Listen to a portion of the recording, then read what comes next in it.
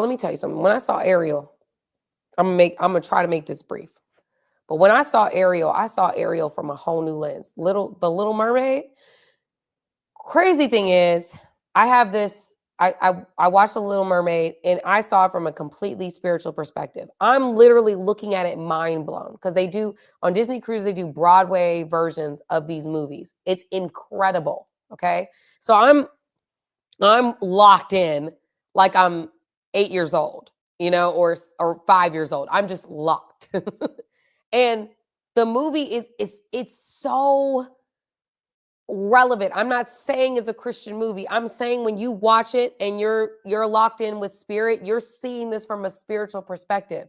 Okay? Ariel is literally she's the black sheep, right? She's the one different one in her family that desires to live in a completely different world. Her family shuns her, shames her for her desires, but she's consistent. Something is drawing her to it. She can't even help it. She then has this encounter while saving this man, and she's like, I'm drawn to him. I don't know what's going on. He's drawn to her, but he doesn't even know what she looks like. He's drawn to her voice. Her voice is what marked her from the very beginning. She had a beautiful voice, and that's why she was in these productions underneath the sea for her dad and stuff. So then what ends up happening is her dad finds out she's still going up to the surface, and he gets upset with her because he's trying to protect her. She just wants what she wants. Now she done encountered this man, and she gung ho. Okay, and we've been there before. Okay, so she's drawn to him, and he's drawn to her, and he doesn't know what she looks like, but he knows what she sounds like. So because she doesn't, Ariel doesn't know what's going on.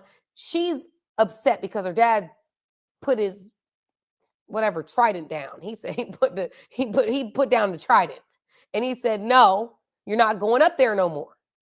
And she was like, well, just like a rebellious teenager, like, no, I'm gonna go up there because I want to go up there. So the demonic witch of the water knew that she was having this conflict, and already had her marked, already knew that was going to be her gateway to getting the power that she desired, because Ariel didn't understand the power in her voice. She never understood exactly what her identity was. So she goes and has this deal with the demonic, giving up her voice so that she could have legs, because that's what she always dreamed of. She always dreamed of being a human, always dreamed of being above the water. So she gets legs, but she loses her voice. So in essence, she loses her identity. She makes a deal with the devil and loses her identity, right?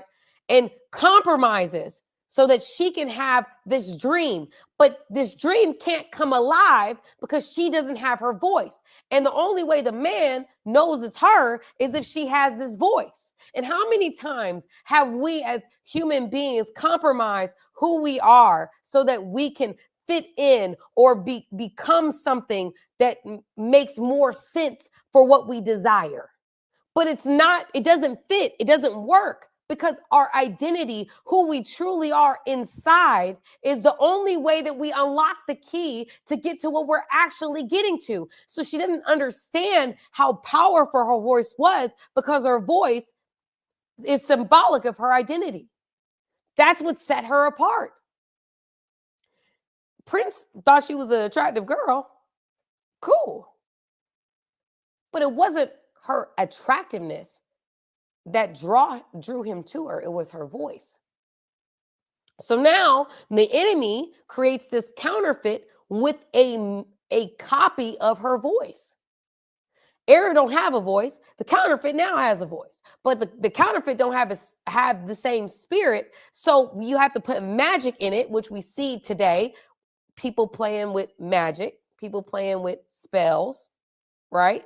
To get people to like them that don't normally like them. So you see in this production how she puts magic in the voice to get the prince to do whatever she wants him to do, which we see today.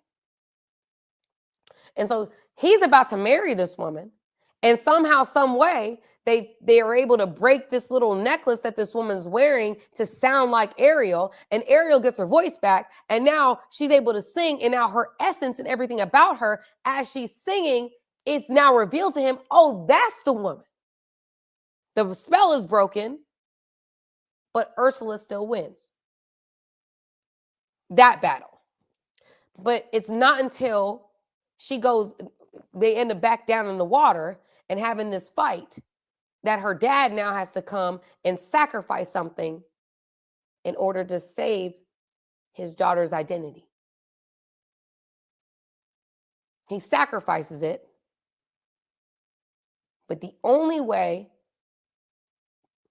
that he doesn't have to is if Ariel really understood her identity and the power in her identity. She uses her voice in this play. That's not the movie. The movie's different, but in this play, she uses her voice, and the voice attracts the trident. She then has the trident, the power, and she puts it back into the hands of her father, who is now able to eliminate the threat. She has a conversation with her father. She gets to go back up with legs and her voice to meet this man who now knows she's the one. But none of that could have happened the way that she was trying to do it, because Ariel got caught up. Okay. And she decided she wanted to do things her own way, and she wanted to compromise. She wanted to settle in order to get what she wanted when there was a better way. And she was going to compromise her identity to get that. Compromise her identity, her voice, not understanding that the only way she could access what she actually wanted was being true to her identity and not compromising. She would have had a better chance at Eric being a mermaid singing than she would being a mute human.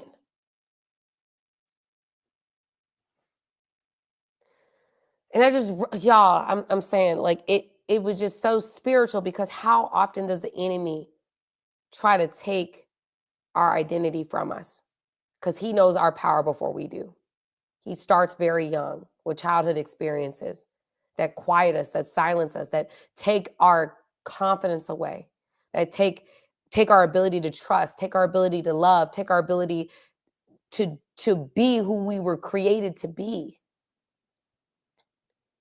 And then we become who we think we're supposed to become based upon what the world tells us. We compromise. We fit in when we were born to stand out. We were born to be different.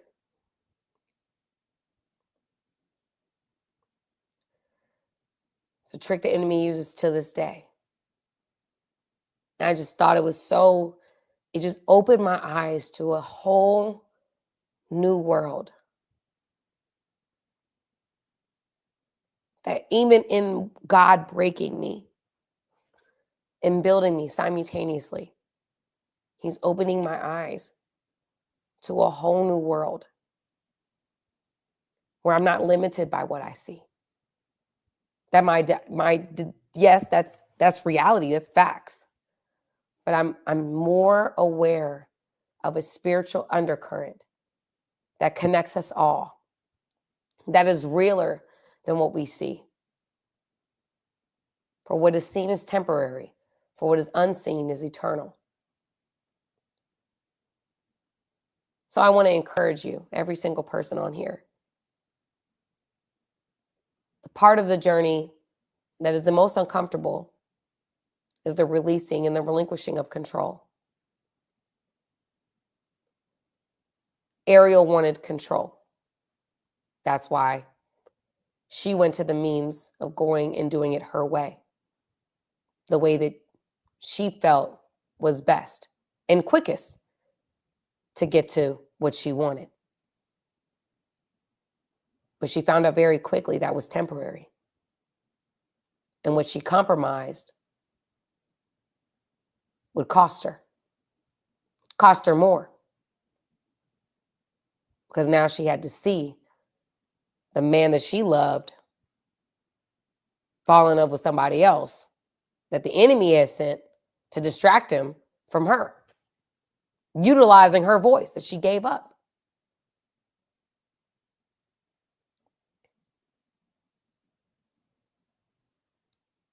Just to make the dream happen on her own time. How often do we compromise? How often do we compromise and give up things just because we've been hurt in areas? Just because things aren't happening fast enough? We create our own rules. We do it our own way. We try to stamp God in it, and God ain't got nothing to do with it. And we later find out God ain't got nothing to do with it. Our ways only work temporarily. And it's on us to keep it going. But when we do it God's way and we wait on his timing, it's not up to us to keep it. We now have the assurance of a God that's bigger than anything that we've ever seen, anything that we've ever experienced. But it requires you relinquishing full control and surrendering fully. And surrendering means full everything. Nothing's off limits. To the God who's truly in control. And on this trip, I realized from the scheduled meltdown at 11 a.m. to knowing when certain things were going to happen, how things were going to play out, just the promptings of the Spirit, I started understanding so much more how much God is truly, truly in control. I encourage you, family, experience this whole new world with me. It's hard. I ain't gonna lie. It is hard. But when you start to experience and be exposed to how big, how deep, how wide our God is, you start to take the limits off. You're not limited by what you see anymore, because you serve a God who's a whole lot bigger than that. Don't compromise. Don't settle when God has a promised land with your name on it. And I don't care what it looks like. But if you do it God's way, his way supersedes anything that you see. I'm telling you that from my own experiences, just in this last week, how I saw God move and I didn't see it. And I'm not gonna lie, I had a moment. But then he showed me a whole new world.